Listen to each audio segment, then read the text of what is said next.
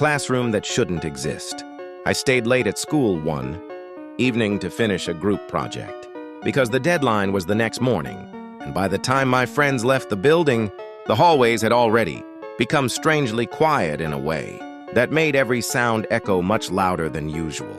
Most of the lights had been turned off by the janitors, leaving only a few dim, fluorescent lamps flickering along the second-floor corridor as I walked toward the staircase with my laptop bag over my shoulder.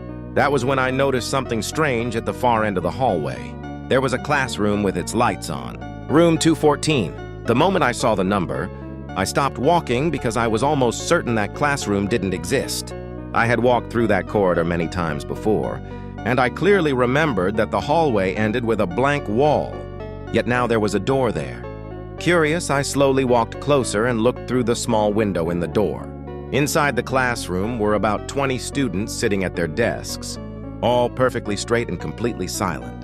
At first, I thought it must be some kind of evening class, but something about the scene felt deeply wrong. None of the students were talking. None of them were writing. They were simply staring forward at the teacher standing near the chalkboard. The teacher had his back turned toward the door and was slowly writing something across the board with stiff, unnatural movements. I checked the time on my phone. 11:38 p.m.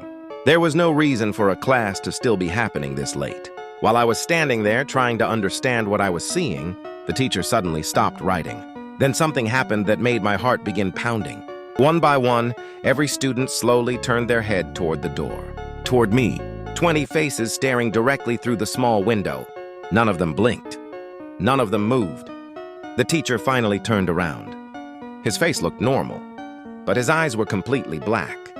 He stared directly at the door, at me. Then he smiled. Without saying a word, he began walking slowly toward the door.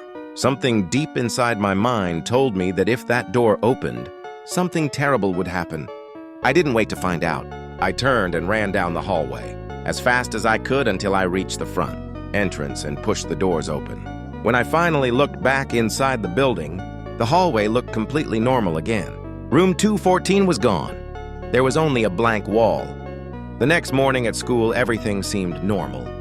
But during first period, I noticed something written in the corner of the chalkboard. 3 words: "You left class."